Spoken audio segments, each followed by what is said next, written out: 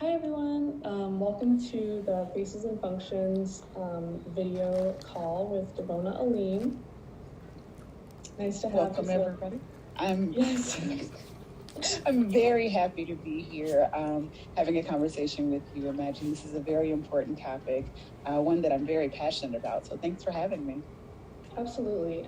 So we wanted to do something special for Domestic Violence Awareness Month, and I thought it would be a cool idea to just speak with you, DeVona. So you typically are one of our 40-hour presenters, and you talk about survivor advocacy and counseling, as well as vicarious trauma, and it's always two of the favorite presentations. So I thought it'd be cool today to just talk about trauma and how it manifests differently in survivors, and just have a conversation. Let's delve deep. Have a couple of topics that I'd like to cover today. Yeah, sounds good. So in your practice, DeVona,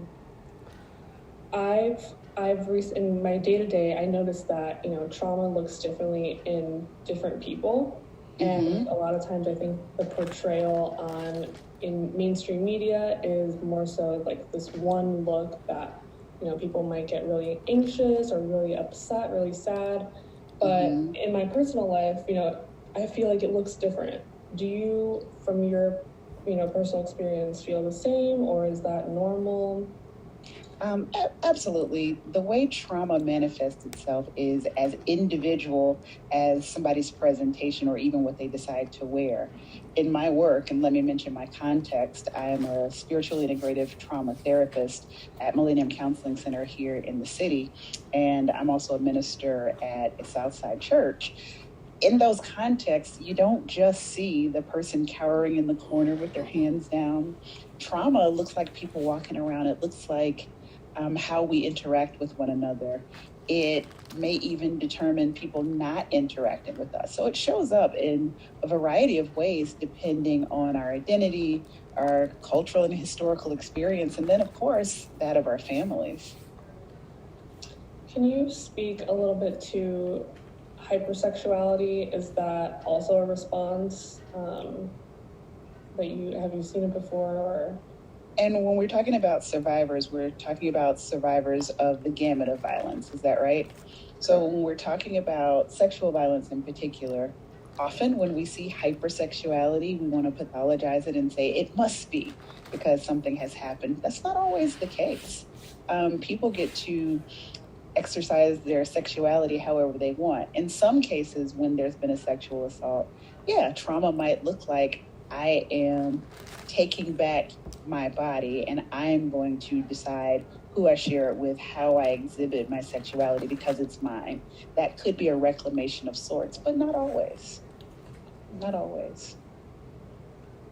And do you find that, I feel like I've also, in personal experiences, just noticed that, sometimes when something traumatic happens, there is no response. Or maybe it comes up like months, years later. What do you make of that? So the thing about trauma responses, right, or trauma exposure response, I mean, sometimes it's right in the moment when there's an acute stress reaction, or a month later, acute stress disorder. And then PTSD if somebody is suffering from the trauma. But often trauma will come up in how we react to things. For example, if you've heard me talk or been around me in any public forums, you know that I identify as a multiple survivor of sexual assaults or a survivor of multiple sexual assaults.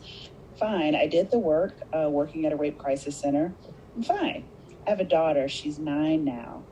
At some point when she began to talk, she would say, "Mommy, how come you never buy me any skirts? You never buy me any dresses?" And when she said that, I realized, oh, wait, I don't.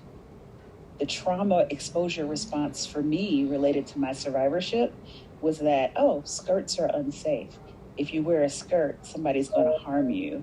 And without thinking about it, I was protecting my daughter from harm based on my trauma where I wasn't buying her skirts. And that's a trauma exposure response, but not necessarily a trigger of trauma.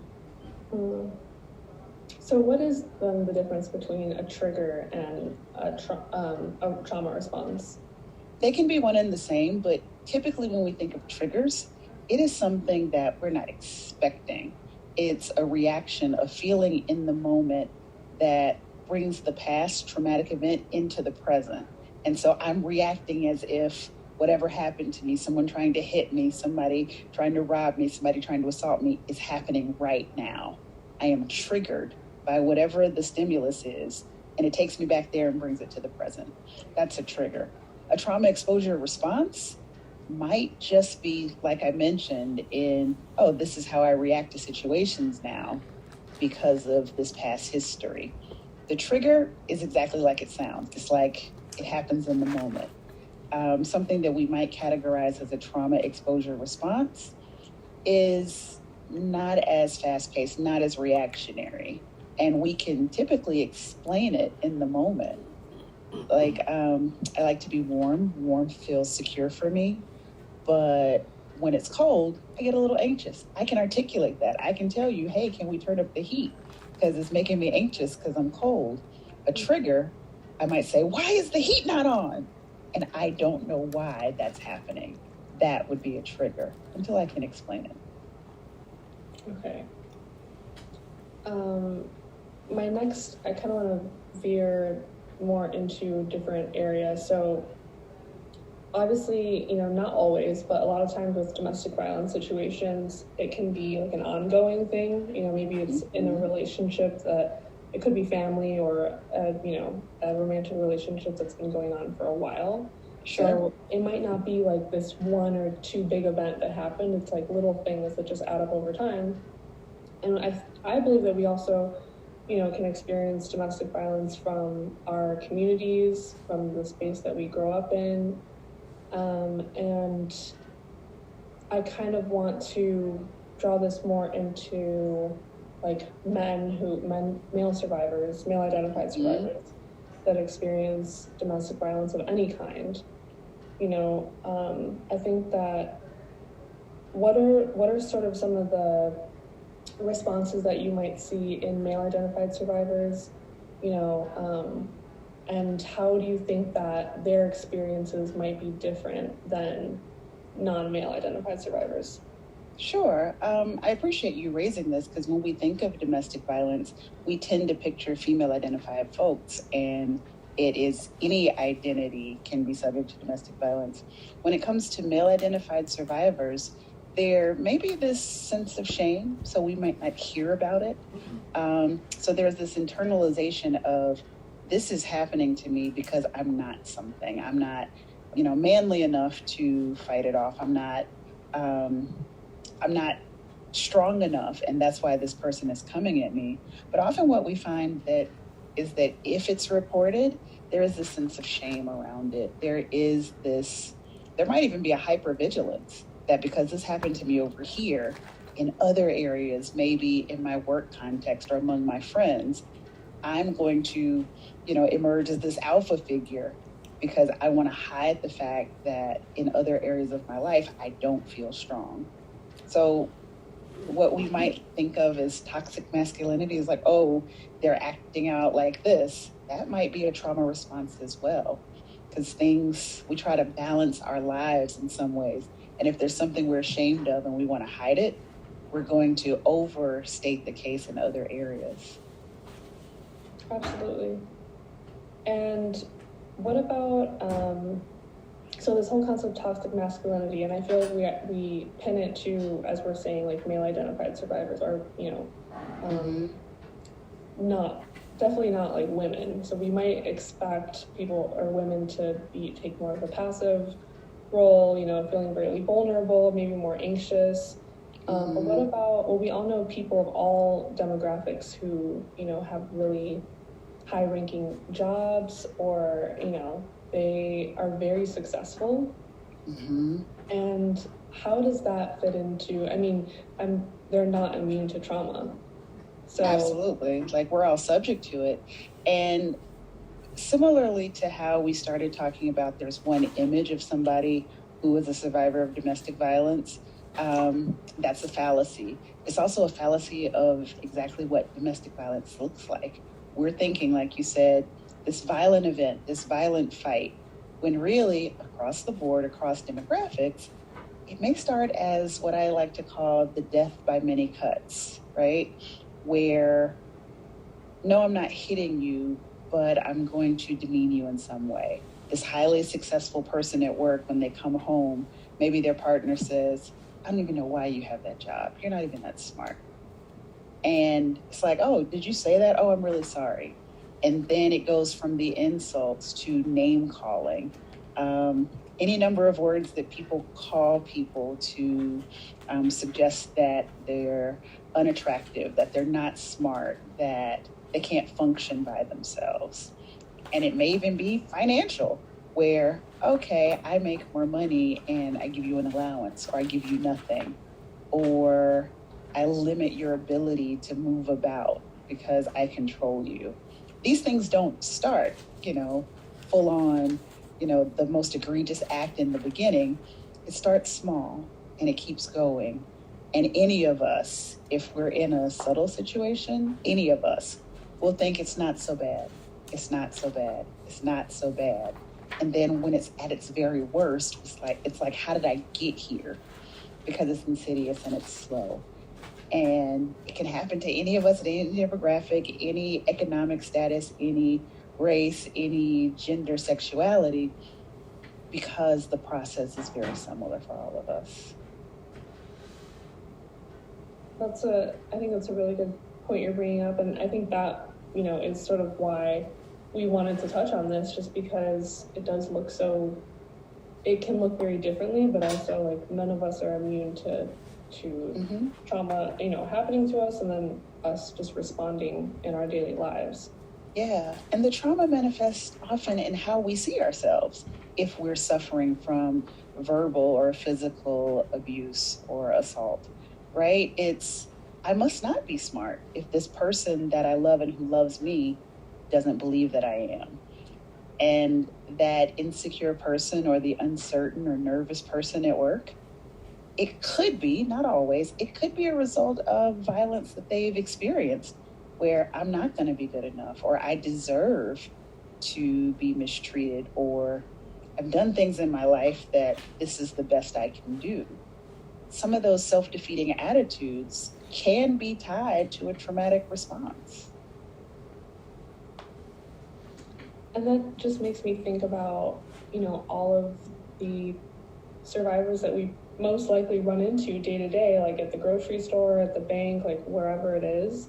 And, I've definitely caught myself getting frustrated or, short with, someone at the grocery store or whatever, just like, why do they have such an attitude like that or whatever it is?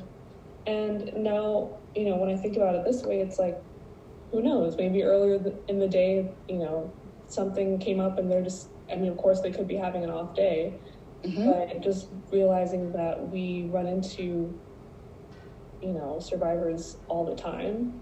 Yeah. And just, I would love to hear from you, just sort of, what are things that we can do just day to day to be, it sounds like I'm saying like how to be like a decent person, right? But I think we need guidance on that, right? Yeah. Because where we think that these things we see on TV, we see the awareness campaigns, we think that that's over there, that's across town, that is down the street. It may be closer to us than we think. And yeah, it does have to do with being a decent human being, but how do we act decently and create an atmosphere of safety when we don't know? Or if people tell us, my partner or, my relative is hurting me, the first thing you want to do is say, I'm so sorry that's happening to you. I appreciate you telling me, because that's a vulnerable thing to say, that this is happening to me.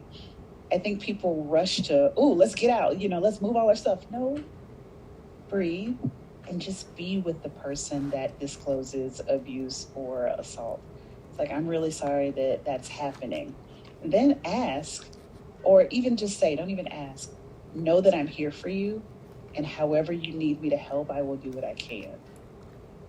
Because where it starts is people just need to be able to say it and talk about it to really just process what's happening. Because when you're in survival mode, another traumatic response that I'm just trying to survive, you don't have time to process.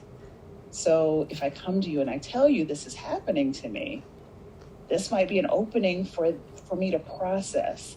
And the more non-anxious presence that we can provide, the easier it is for that person to really see what their options are. Maybe ask us for help, or at least know that we're there when they need help. And all of that works toward their safety. I think that's definitely really helpful. And like you said, just, you know, we need that reminder because it's not always super obvious. Mm-hmm. And I've definitely in my own life maybe fed off of someone else's, them escalating a certain situation, and then I feed off of it thinking that it's a personal thing. Mm-hmm. And so when in reality you could just de-escalate and kind of take it at that person's pace, just sure, not get so wrapped up in it. Well, not taking it personally is a thing, but to your point, you say if you encounter somebody who is kind of short or they're cranky or irritable, if we remember that the most powerless people tend to try to exert power however they can. And so if somebody is yelling at me because they think they need to, perhaps they don't feel like they have power. And it's kind of a matter of give the people what they want. It's like, okay, if you need attention, you need to be in charge, that is fine. I will give you what you need. Please tell me how I can help. Oh, wow, sounds like you're having a tough day. I've had that happen in a store before where somebody's like, come here. I'm like, I'm doing this, I'm doing that. I go, wow, sounds like it's a tough day around here. And immediately you can see them soften. All of us have endured trauma. Many of us, you wouldn't know it, have endured some form of domestic violence, whether we call it that or not.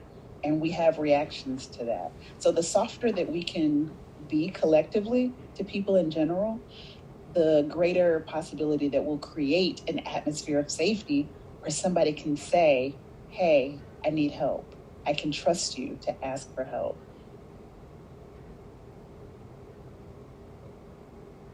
I mean, thank you for laying that out, because it's true. I think that, generally just softening up and trying to be patient and because you never know who you'll be dealing with. And even like some people don't have to disclose to you either. Right. We should just sort of assume that we've all been through stuff. And so like dealing one-on-one, I think that's the part that has confused me in the past. It's just, someone doesn't have to disclose to you for you to understand that maybe they are having something happen today and they're responding to that in their own mind, and it's not about you or anything like that. It's just like that's where their head is at the moment. Yeah. And it's just a challenging moment. It is. Something about this time of year when we're acknowledging that domestic violence is something that people need to be aware of, monitoring our reaction to the awareness campaigns can really be important. Where, let's say we're watching a vignette or something, or there's an old news story about celebrities that have been engaged in some level of domestic violence that we may not call it that, but that's what it is. How we respond out loud, if we're the people who say, oh, well, he should have left, or they deserved it. If we're just saying that, we're automatically branding ourselves to a potential survivor that, oh, I can't be safe with you. If this is happening to me, I can't come to you. So, of course, we want to be sensitive to survivors when folks disclose, but I think we need to be sensitive to the fact that this is a thing, and so sensitive that we never joke about it. We don't make light of somebody being in an abusive relationship, that we maintain this element, this reality that, yeah, we want to preserve safety. So we never talk violently. not just because we don't know who's around, but just because we want everybody to be safe, and we want people to recognize that we are safe, that we are compassionate. And you can't do that if I'm compassionate over here, but I'm making light of domestic violence on the other hand. Absolutely. And and we're sort of getting there, but just generally, what would you say are common things that people say or do that, very implicitly put a wall up between someone and like someone else who might be a survivor, right? Mm-hmm. So what are some common mistakes or like trip ups you see? Well, the first thing that comes to mind is the gossiping. Well, he's beating her, or she just talks about him like a dog, or talks to him like a dog. The gossiping part, it's almost like a passive observer that it's perfectly fine. Let's just talk about this thing that happens without expressing the need for safety, without making ourselves a person who can help. So the gossiping is the first thing that comes to mind. Another thing, they wouldn't do me like that. That suggests that only certain type of people are survivors of sexual assault or are surviving. Not me, them over there. That creates a separation, that there's something wrong with them people over there, and that's why they're in the situation. It would never happen to me. So people separate themselves from people who are surviving. Something else, people threaten it. People just casually threaten violence. Well, if my partner ever did that, I would knock them in the next week. Like, really? Mm-hmm. Why would you say that? Right? That is domestic violence in itself. And you just told me how you're going to handle difficulty in your relationship. So these are the things that people say, or why doesn't he leave? Or I can't believe those guys were beating each other up, as if that's normal among male partners that men fight. No, that's domestic violence as well. But the why don't they leave, that one is a common one. Or here, let's move all of your stuff. Maybe a person isn't ready. And if we're all believing in people's autonomy, we have to allow survivors, or recognize that survivors still get to choose how they want to navigate this. So we do a number of things. We declare our lack of safety within ourselves. We gossip. We make a separation between us and them, those survivors over there, as if we're immune to it. And then we normalize things that really need not be considered normal at all. Oh, one other thing that I mentioned, we suggest that we will do the same thing if we're pushed to a certain situation. Mm-hmm. And I think these are the things that people don't think about. Nobody tends to ask themselves, how do I perpetuate violence? And we do it almost every day. Right, like I'm thinking of, I feel like a lot of people that might watch this, of course, are folks who are either service providers, survivors, and I hope that it reaches, even people who aren't necessarily in the gender violence space. Yeah. But, like survivors, they go to work. I'm thinking of all the bosses that, maybe they work with them or even people who work at shelters, right? Domestic violence shelters, things like that. It's like these little interactions and, how the smallest behavior could turn someone away from disclosing or just being vulnerable with them and being honest about the situation. Or even feeling more unsafe. Mm-hmm. Like if I'm going to work and somebody is yelling at me, and let's say, my partner is awesome, by the way, but let's say my partner yells at me and threatens me physically, and it starts with a raised voice, how am I going to be a good worker if that's what I'm experiencing at work? You're not going to get more out of a person by yelling at them. I interrupted you, but yeah, Oh yeah, that's exactly what I was trying to get at, to sort of, that sort of, it's like, it's not approachable. Like, no one wants to work harder. Actually, you know, you might get people shutting down with that kind of, that might mirror some behaviors that a person who causes harm does. Absolutely. And for us, we might not know that that's abusive. If that's how people talk to us, we think it's totally fine to do. But if we acknowledge the fact that that doesn't feel good, I don't like being yelled at, I don't want to be called stupid, I don't want to be threatened. When we realize that we don't want to be treated that way, it becomes easier, perhaps, not to treat other people that way. And we don't perpetuate the violence that somebody may already be experiencing. And even the yelling and screaming and being violent, that might even be a trauma response. Because people, I say this to clients all the time in my practice, nobody is born to want to harm somebody. And from that trauma-informed perspective, it's not what's wrong with you, it's what has happened to you that leads you to dehumanize people. And once we start dehumanizing other people, we actually dehumanize ourselves. And so if we see everybody as human, and not to get too existential on you, but when we see everybody as human and like precious and valuable, we treat everybody that way. And it doesn't matter if somebody has experienced trauma or not. We're treating everybody with the same compassion, the same openness, the same realm of safety to the extent that we can provide it. And we can only foster a space like that when we experience a space like that.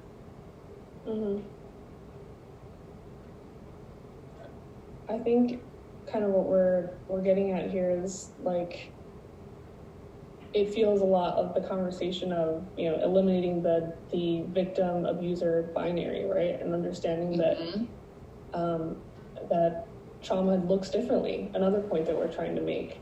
Yeah. A boss that yells at you over something, you know, they might be, obviously that's abusive behavior and inappropriate. They could be responding from something else that happened previously. Right. But then on the other hand, right, like an employee or someone that you're interacting with who's, you know, shutting down, they're getting really quiet, they're getting anxious, right? Understanding that it's not that they're inadequate or they don't want to work, they don't want to be present. They're also dealing with something else totally internal. Absolutely. And so what this amounts to the extent that we can, because some people have their limitations, of course, if we approach people with the highest possible positive regard, not quite unconditional, not that we're telling people to be therapists or anything, but in the sense of assume good intent. So if you're yelling at me, I'm assuming that something is either really important to you, something has happened to you, perhaps you feel powerless that you have to exert this power. And my approach would be to, okay, let me pull back. Because clearly you're yelling for something. Not yelling at me, maybe you don't like me, I don't know, but you can not like me and still not yell at me. So clearly there's a need being demonstrated. And if we look at people, not what they're doing to us, but what are they trying to get? What need are they trying to have met, right? From an Adlerian perspective, all behavior has a purpose.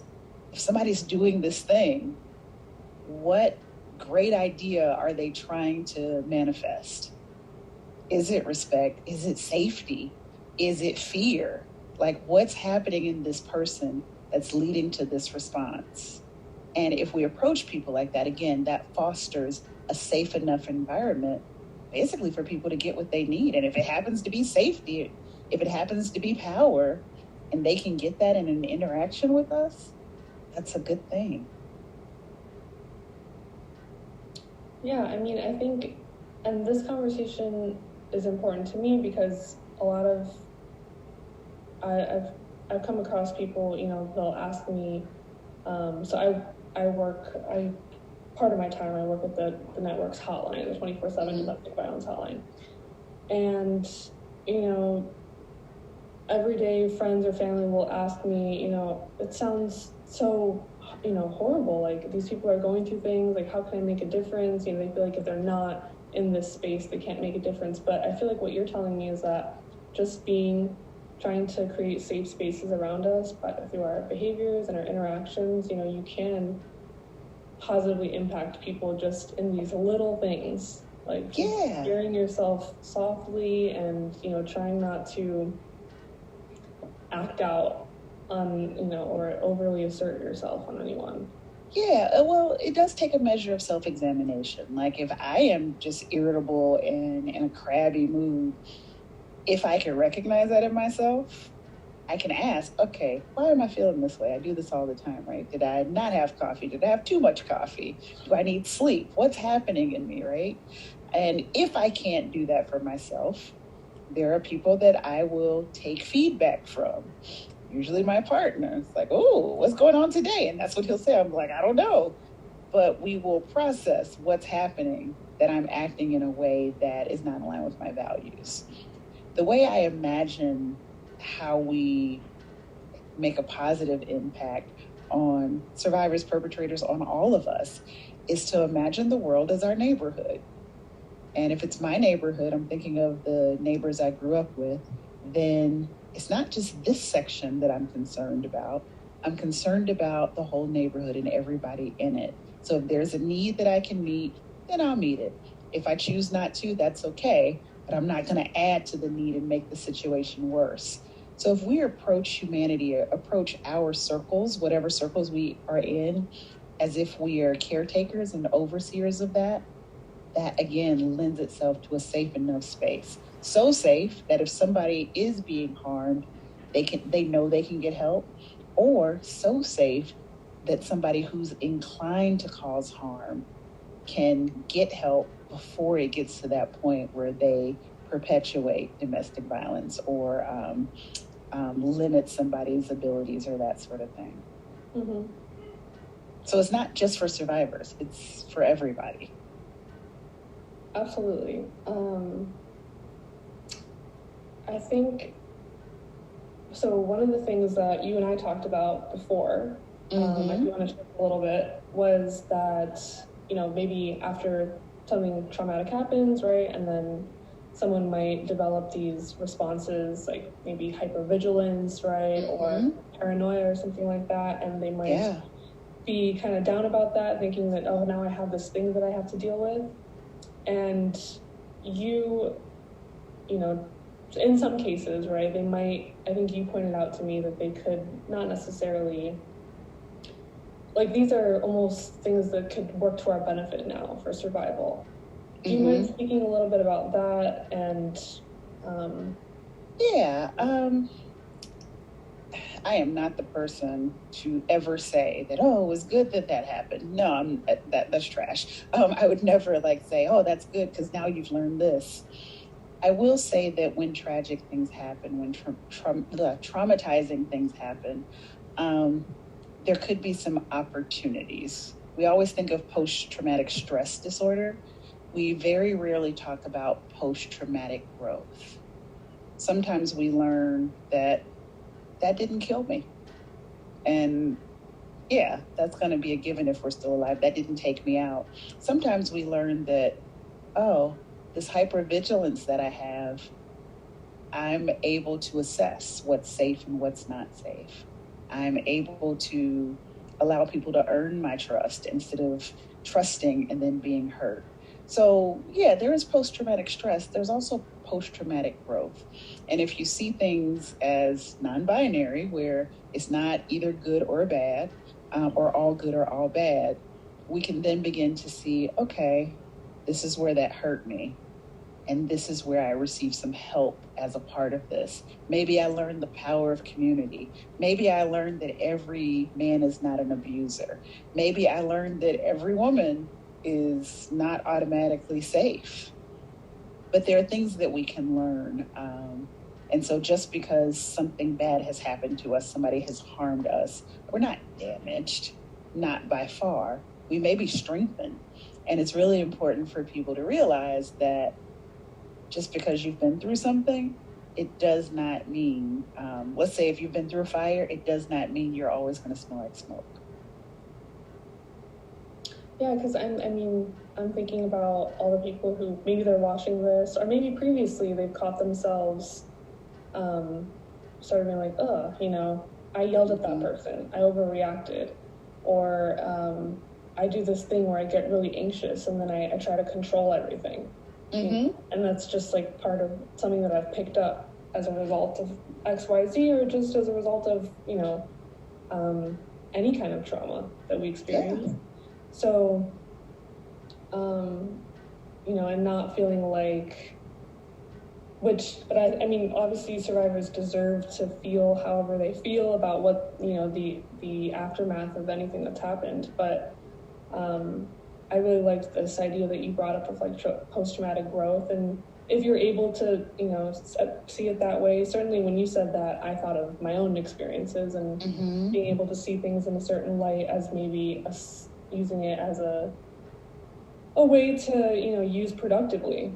Yeah, I say this often when I provide a definition of trauma. Very succinctly, let's say trauma is pain without a point. It doesn't make sense. It doesn't add up. My world is turned upside down. So as we begin to make meaning of what has happened to us, who am I now? Who is what is the world now? When we can add meaning to whatever the traumatic event is, the suffering goes down.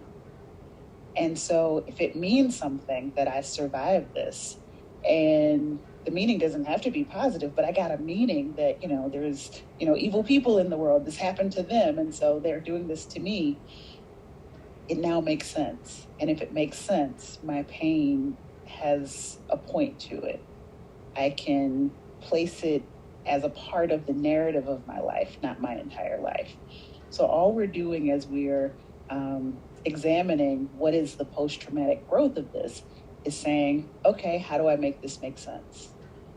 And when you look at first responders to interpersonal violence or first responders to sexual assault, we're trying to get in and help people make sense of this event as soon as possible.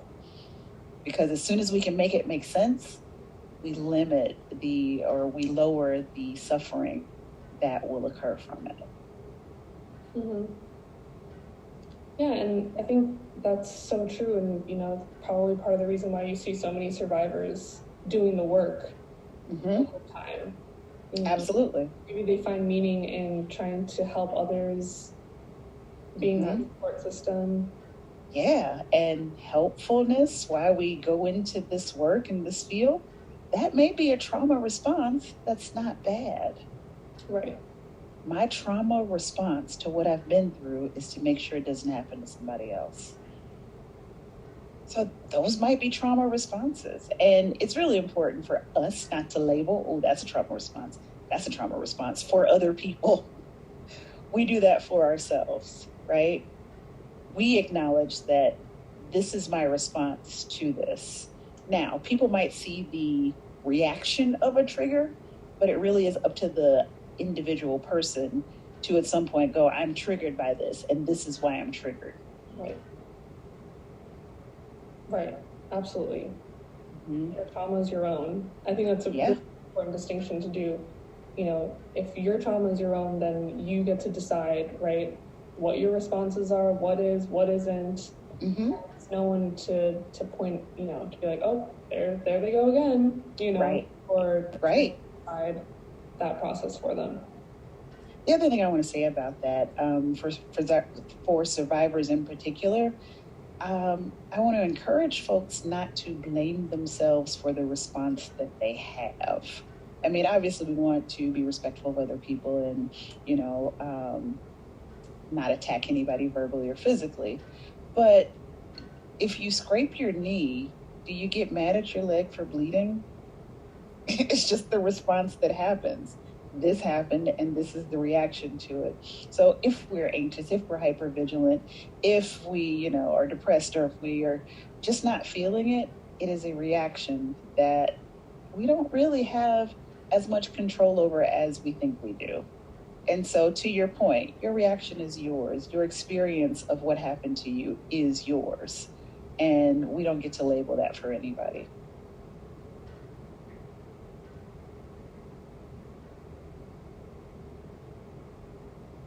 Oops, I'm still muted. That's okay.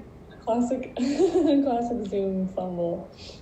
I want to, not end without kind of pointing out some places where people can reach out for help or steps they can take to find help.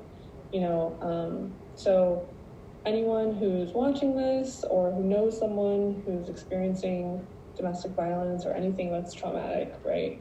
What are some super, top steps that they can do or take to just get the help that they might need? Well, the first thing is to acknowledge what safety looks like for you. For some people, we always think, get out.